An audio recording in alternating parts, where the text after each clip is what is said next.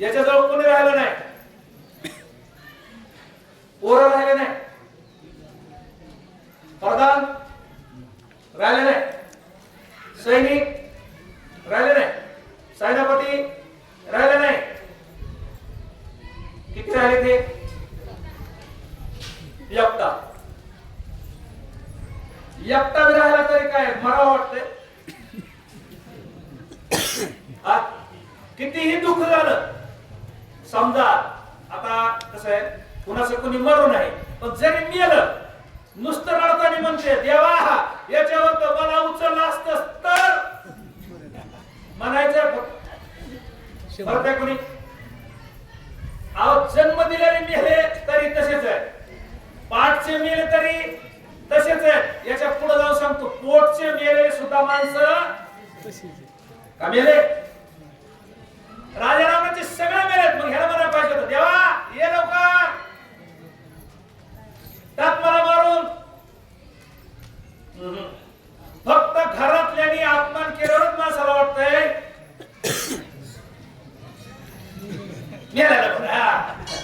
पण मला वाटतंय का मामा? मला वाटतंय फक्त बायकोनं सोनानं पोरानं झप केला की मेले त्याच्यापेक्षा मेलेला फक्त वाटतंयच, पण मला वाटत नाही. मग रावणाची तशी अवस्था आहे, शेवटच्या हात पाय पडायला लागला. बरोबर आहे ना? शेवटचा यज्ञ करायला लागला. यज्ञ का करायला लागला? वाचण्यासाठी. आता एक 4 युगाची एक चौकडी बघा, एक लक्षात संस्कृत श्लोक आहे. कृतये ध्यायतो विष्णू त्रेता यजते मखे द्वापारी परिचरणं कलह कदहरी कीर्तना. काल चलो पुढे. त्रेता युगाच्या आधी सत्ययुग. सत्ययुगात ध्यानाला प्राधान्य होतं. ध्यान केलं की देव प्रसन्न होत होता. कोणत्या युगात? त्रेता कृत आणि सत्य दोन्हीचे एक नाव आहे. त्यावेळेस ध्यान करायचं. हिरण्यकश्यपूला ध्यान केलं, सत्ययुगातली घटना आहे. हिरण्यकश्यपूला ध्यान केलं, सत्ययुगातली घटना आहे.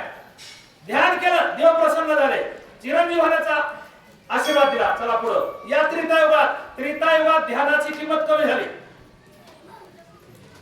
ध्यानाची किंमत कमी झाली.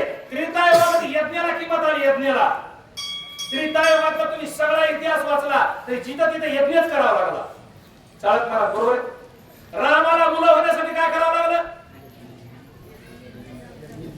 काय करावं? ध्यान, जप, यज्ञ करावं. ही त्रेतायुगातली घटना आहे.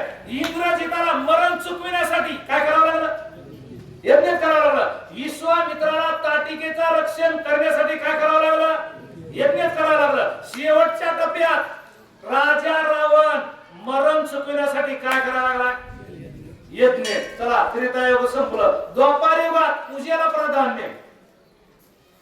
द्वापार युगात देव प्रसन्न होता. पूजा केल्यानंतर ध्यान लावून बसला का देवच पुढे येत होता. पांडवांनी काय केलं? राजसूय यज्ञामध्ये कोणाची पूजा केली? माझी. कोणाची? कृष्णाची पूजा केली म्हणून शिशुपाळ मारावा लागला. द्वापार युगामध्ये पूजेला प्राधान्य होतं. आणि कलियुगामध्ये करावे कीर्तन सकळासी येथे आहे अधिकार आणि कलियुगी उद्धार हरीच्या नामे. बरोबर आहे. कलियुगामध्ये देवाचं नाव घेतलं का यज्ञ केल्याचं फळ मिळतं. ध्यान केल्याचं, पूजा केल्याचं सगळं काही करावं लागत नाही. न लगे दंडने मुंडने, न लगे अंघोळी तोंड धुवावे इथवर सुद्धा ज्ञानेश्वर माऊलीने सांगितलं. या कलियुगामध्ये देवाचं नाव घेताना अंघोळ करायची गरज नाही. झोपीत असलं हातुनात पडल्या घेतलं तरी तेवढंच पुण्य आहे. अंघोळ करायच्या आधी घेतलं तरी तेवढंच आहे. अंघोळ केल्यावर घेतलं तरी तेवढंच आहे. झोपायच्या आधी घेतलं तरी तेवढंच आहे. आणि जेवण करता करता घेतलं तरी काळ वेळ नाम उच्चारिता नाही. दोन्ही पक्षपाही उदरती. अरे कलियुगामध्ये फक्त देवाच्या नावाला किंमत आहे. चला आपण कुठे? त्रेतायुगात आहे. कुठे जाऊ? त्रेतायुगात आहे. त्रेतायुगात राजा रावण यज्ञ करीत बसलाय. राजा रावणाचा यज्ञ मोडण्यासाठी कोण गेले? हरिभक्त परायण. कोण? रामाचे भक्त म्हणजे हरिभक्त परायण झाले ना. यांनी यज्ञ मोडाव का? मोडाव. समजा माळकऱ्यांनी सप्ताबंद बाळाव का? बाळाव. इतकं कोण्यात पडू नका. याचा यज्ञ सात्विक नव्हता ना. ज्याचा यज्ञ काय पाऊस पडावा जगाच्या कल्याणा असं काय होता का? याचा यज्ञ लोकांचा वाटोळा व्हावा म्हणून होता. तसे काही जण ते आमुष्याच्या दिवशी पाण्यात गिरणाच्या दिवशी बसते, पण हे लोकांचं कल्याण करायला, कुणाच्या म्हशीचं दूध बंद करायला, कोणाला मुटकी काय म्हणते काय हे असले धंदे करणारा पाण्यात मारला तरी पाप लागत नाही. मी म्हणतोय म्हणून कुणी मारू पुन्हा अजून पंचायत होऊन बसती. भानगड अशी आहे. आणि मी सांगत होतो राजा रावणाचा यज्ञ हा दुराचार यज्ञ होता. कल्याणासाठी नव्हता, दुसऱ्याचं वाईट करायला होता सरपंच. त्याच्यामुळं हरिभक्त परायण कशाला गेले? यज्ञ मोडायला. यज्ञ मोडायचा ठरला, पण याचा यज्ञ सापडला ना.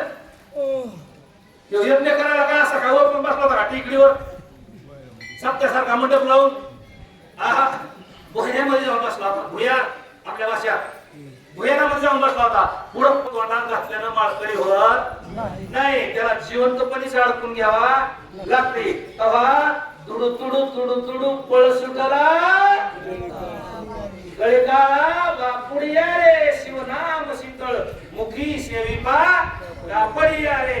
एवढी ताकद देवाच्या नावातून पवित्र तुळशीमाळ गळा गोपीचंद खेळा हृदय कळवळा वैष्णवाचा. तर देव मागे पुढे उभा राहे सांभाळीत आलिया आघात निवाराया. वानरला काय राजा रावणाची बगलवरचे असतात ना. दुर्जनाला सहाय्य करणारे सुद्धा काय लोक असतात. सज्जनावाले कमी असतात पण दुर्जनावाले जास्त असतात. मग त्यांनी हे वानर अडवले. मग यांनी काय केलं? सत्कार करायला सुरुवात केलं. का गाले लोटांगण वंदिन चरण अजिबात नाही. धर मार धर मार. यांनी हे ज्यावेळेस सुरू केलं त्यावेळेस लंकेतले म्हातारे माणसं म्हणले या राजा रावणानं ज्यावेळेस पासून ती दशरथाची सून इथं आणली